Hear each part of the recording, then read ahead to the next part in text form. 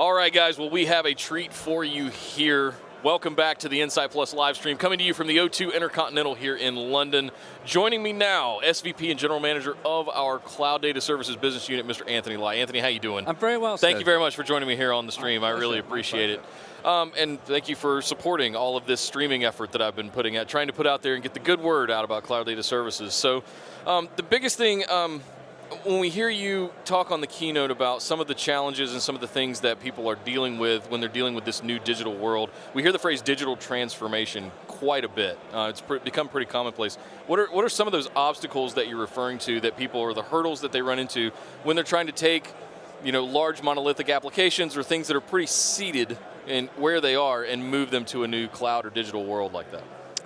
I mean, I think there's some obvious challenges, probably starting with the simplest one is actually just the volume of data. It's just, the pipes are only so big, right? They can only move so much at a certain amount of speed.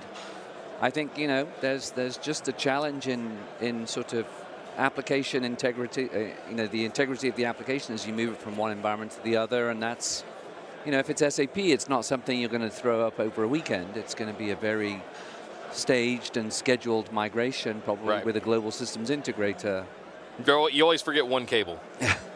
It's one thing that you always forget when you're moving stuff like that. But it's the data is definitely a problem. I think obviously people have to determine how much speed of change they want to put on top of the application, whether they should refactor it or not. I think that's another big thing that customers have to figure out. Where do you see cost coming into this conversation? Is it overblown in the priority stack, or are people pretty okay with where costs are in the public cloud consumption services today?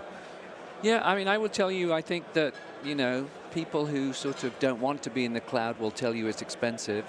Right. People in the cloud, see it as their primary platform for growing their businesses, and so if your business is growing and you care a lot about acquisition, then I think the price is secondary. And so if you look at Uber or Lyft or Pinterest and their recent filings, they're spending hundreds of millions of dollars with the public clouds and have no problem with it because it's part of their product.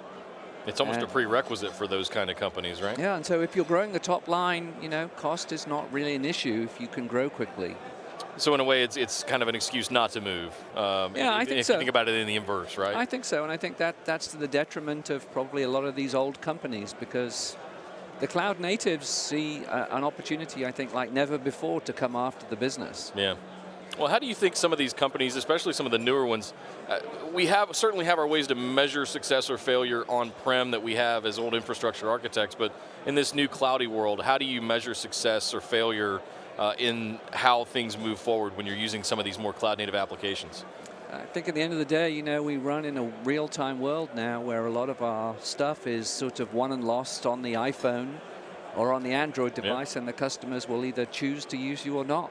And switching costs are, about 3 clicks. Yeah. So it's pretty fast. You've got about 5 seconds to grab their attention, exactly right? And, everybody else is vying for their attention every single day. And it's a wonderful time to be a consumer, right? Yeah. We're controlling the destiny of, application infrastructure worldwide. And I think it's not just on the consumer products, but even within the enterprise applications have to appeal now to the users. Because if they don't, the users won't use them. Right. It's kind of a simple choice there. Yep. Back in 2013, 2014, George Kurian, our CEO, got up on stage at Insight and said, I have this idea. I have this vision of a data fabric. And we've seen that go from an idea now into sort of put into practice, and eventually is landing as a sort of universal platform control plane in Data Fabric Orchestrator, and what we're now beginning to badge as NetApp North. What can we expect, and how are we differentiating ourselves now with this Data Fabric vision, turning it into a reality, and how does that all tie in loosely to the cloud data services that are being offered? I think it's very simple. I think at the end of the day, customers have a data lifecycle management problem, and it's very difficult to for a traditional vendor to remain relevant in a hybrid multi-cloud world. It's just not possible. And so I think what NetApp has done well and continues to do well is really we allow our customers to go where they want to go. whether that's from NetApp on-premise to NetApp in the cloud, or whether it's from NetApp on-premise to object in the cloud. Yeah. I think NetApp's philosophy has always been, don't limit the customer, because if you limit the customer, ultimately the customer will limit you. Right. And so the fabric for us has always been more than just NetApp. It's not just from one NetApp endpoint to another.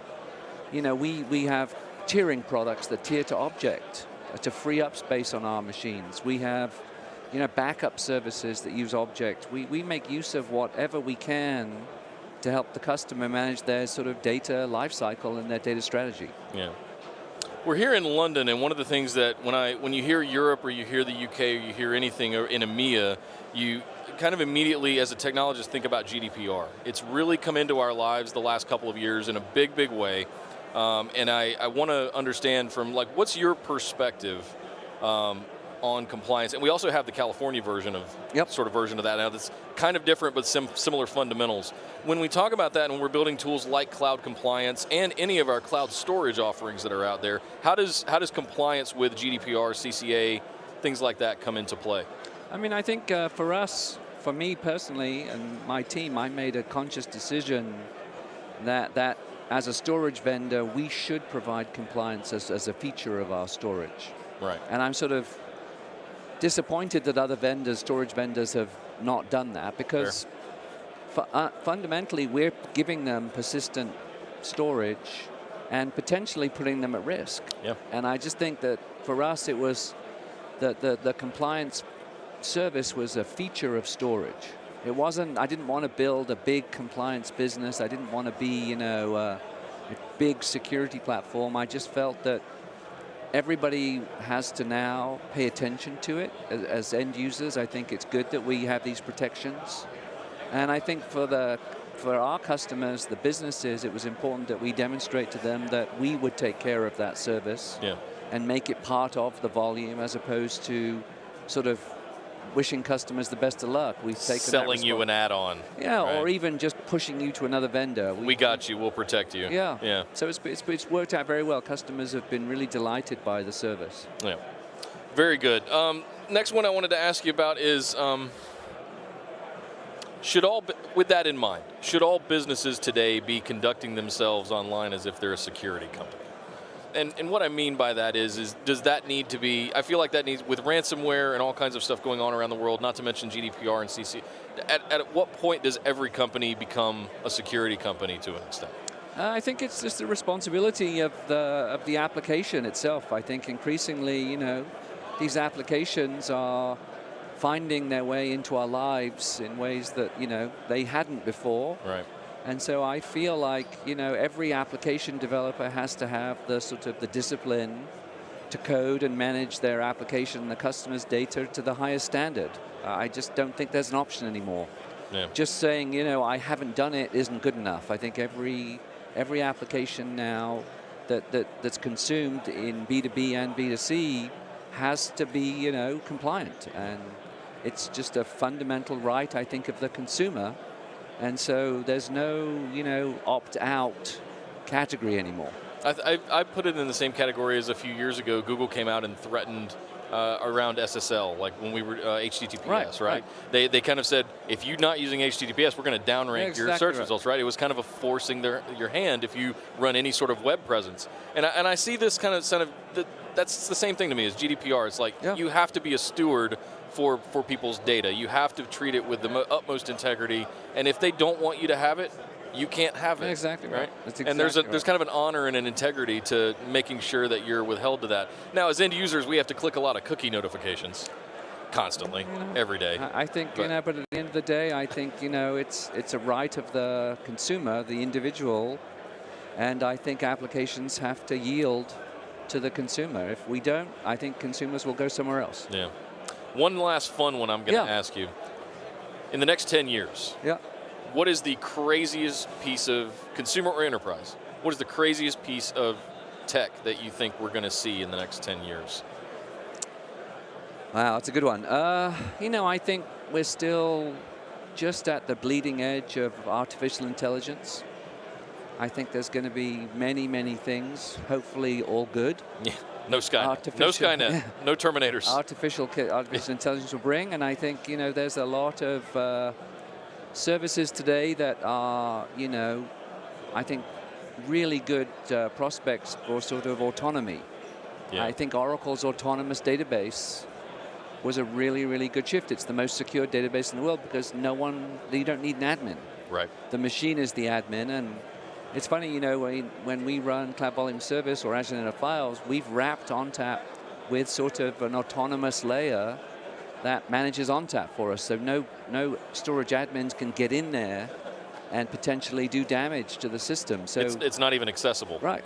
I think autonomy is going to be a big part of application administration, database administration, and infrastructure. I think you're going to see a lot of machines managing machines. That's pretty cool. Yeah. The idea of that is really cool, and like how that would transcend down into the consumer market and facilitate other things around different verticals like healthcare, financial services. Yeah, exactly. My brain's going wild with the idea of like managing machines like that. I want the chip in my head. I want the heads-up display. I'm a geek in that respect, but I want to be able to plug the matrix into the back of my head and upload Kung Fu all of a sudden, right?